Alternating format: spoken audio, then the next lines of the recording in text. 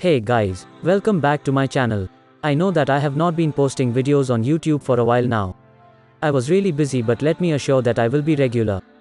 This video is gonna be a short one. So without any further ado, let's start.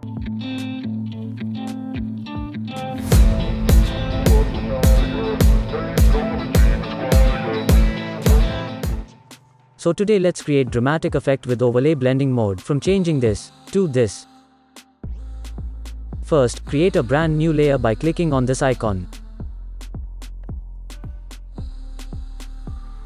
Now select the elliptical marquee tool and make a selection around the eyeball. Make sure the selection is around the highlights. Now make the color of the selection white, or just press Ctrl plus Delete.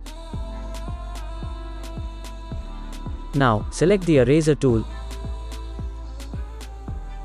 With the soft round brush, start erasing and erase the extras.